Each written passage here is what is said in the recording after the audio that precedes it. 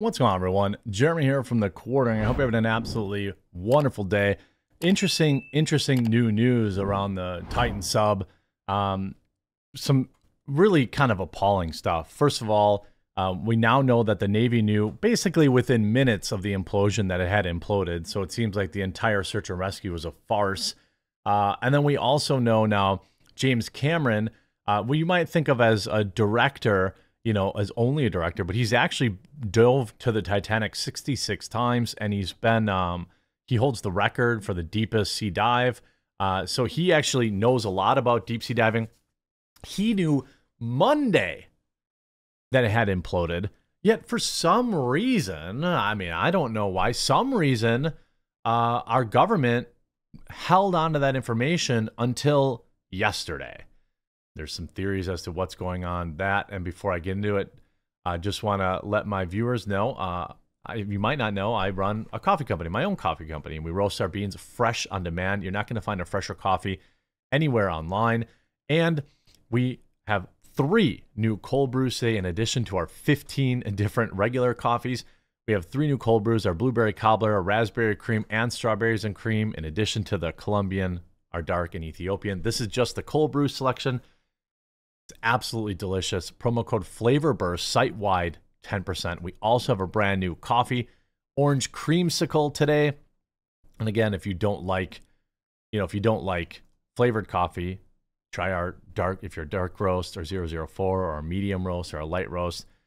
We've got everything. We've got K-Cups. I hope I'll earn your business today. Link in the description. Now, interesting story breaking. U.S. Navy detected the Titan implosion on Sunday, but Biden administration only released the news on Thursday after a plea deal for his son and the IRS whistleblower reports released. Now, of course,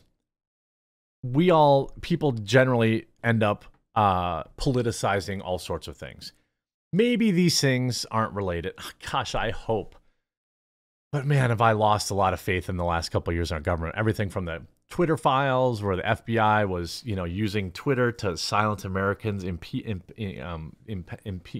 on Americans' First Amendment rights. It's just, of course, it's true. A freaking course. I mean, I guess we'll never know, but here's the story. At least the fact that the Navy knew, that part is true. The potential holding of that information is very suspicious. The implosion of the Titan submersible submarine that went missing on Sunday was known to the U.S. Navy days ago, though the U.S. Coast Guard only found the debris of the wreckage on Thursday. Underwater microphones, the Wall Street Journal reports, which are used to detect enemy subs, detected the implosion. It was revealed by the Coast Guard that the Titan suffered a catastrophic implosion. The Navy did not name the system it used to detect the implosion, well, of course. But, quote, the United States Navy conducted an analysis of acoustic data and detected an anomaly consistent with an implosion or explosion in the general vicinity of where the Titan submersible was operating when communications were lost, the Navy said. Now, they say, well, not definitive. This information was immediately shared with the incident commander to assist with the ongoing search and rescue mission. So, they knew that day, okay, they scanned when they said, so the timeline, as I understand it, is the sub goes down. Finally, after 8 hours or whatever, the communications boat, the home base, sends in an SOS, says, hey, we lost. The Navy reviews acoustic data and then determines that it had, in fact, imploded, or they were reasonably sure, then led on a ghoulish 4-day search for life rescue that literally not one news outlet reported that the Navy knew. Wait till you find out about freaking James Cameron knew on Monday. Not a single news outlet reported that these people knew. They were happy to keep us strung along and talking about the sub, and some people say perhaps not the president's son. I don't know, I can't know that for sure. The information was not released sooner. The information was not released sooner was believed by some to be distraction from the ongoing Biden scandals around his son and the whistleblower and all this kind of stuff. This was revealed also by an IRS whistleblower who testified. We all know that kind of stuff happened. Human Events' Jack Posobiec made the connection, saying that, quote, The Wall Street Journal, holy S, the Wall Street Journal is reporting the U.S. Navy detected the Titan implosion on Sunday, but Biden held the news until today's whistleblower testimony on his son. The entire thing was a distraction op. Now, there was some community notes added saying the Wall Street Journal reported that the U.S. Navy heard the implosion, but does not report that Biden held the news, let alone any reasoning for it. Well, sure, fine. That's kind of a cope community notes. Of course, we'll never know. The New York Post's Miranda Devine weighed in as well. The Biden administration knew the Titan sub imploded Sunday, she said, but waited until today to make it public. Convenient smokescreen for today's House Ways and Means release of the IRS whistleblower testimony of Department of Justice sabotage on the Hunter investigation. The Navy was aware of the implosion only hours after the Titan began its journey to the Titanic, where the 5-man crew anticipated viewing the wreckage of the storied, ill-fated luxury liner. The U.S. defense official said that as soon as the Titan lost communications on Sunday, they began listening under the sea for signs of what was happening. The Titan imploded some 1,600 feet from the Titanic.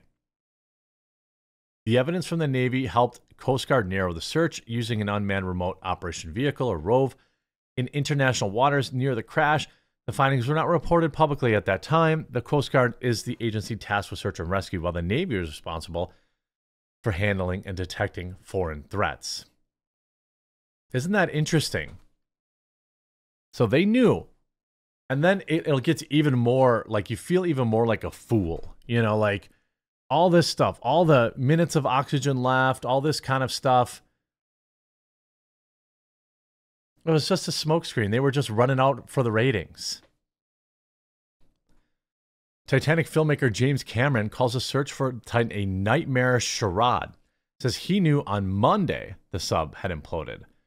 Filmmaker James Cameron. Again, the reason James Cameron's opinion is relevant here is because he's been to the Titanic 33 times and holds the world record for the deepest dive of 35,787 feet.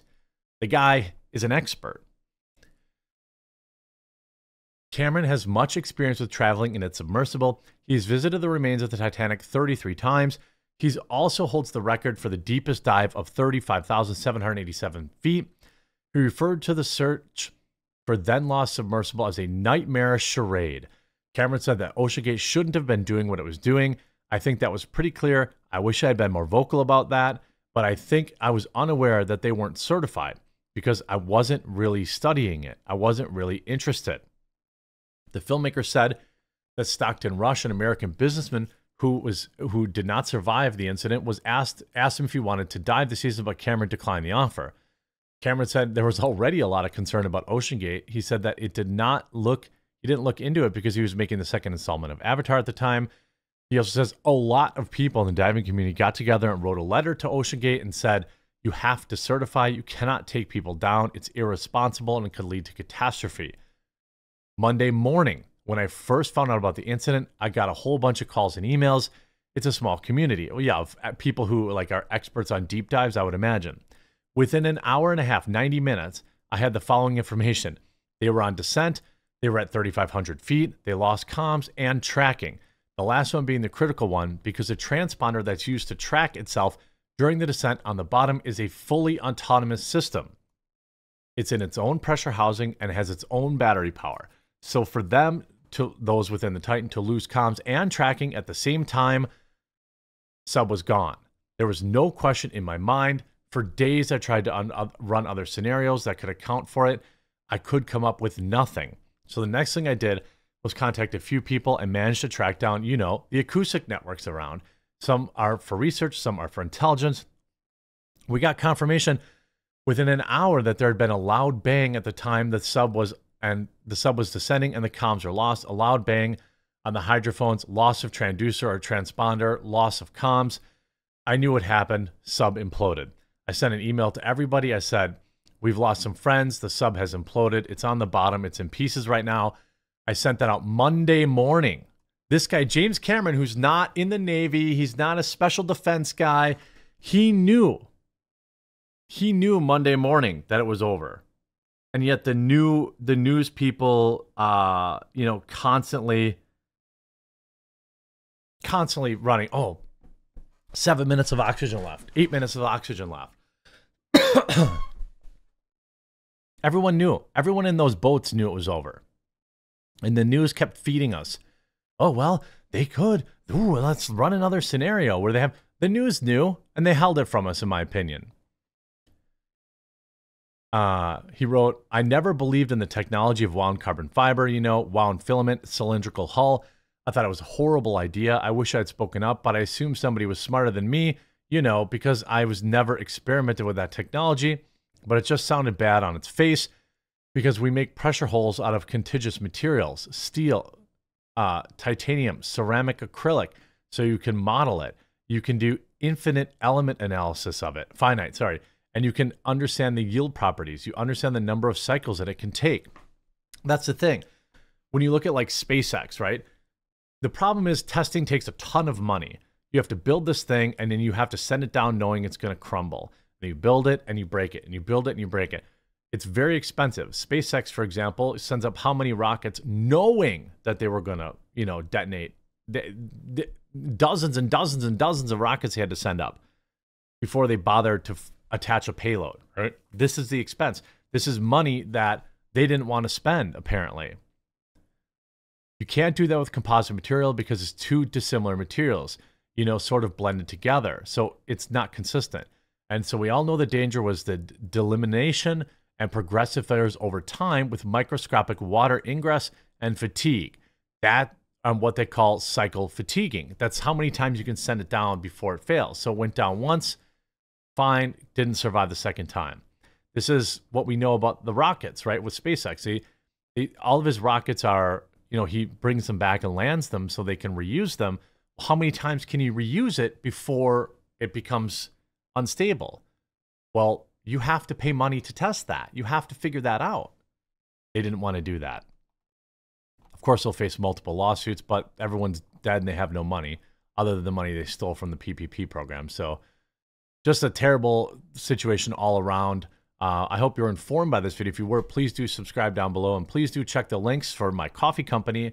It goes directly to support the channel. We brew our own, we roast our own. This isn't some drop ship, half rear-ended operation. We have our own staff right here in the United States that get their salaries paid by your support. Promo code FlavorBurst, save 10%, and we'll talk to you again real soon.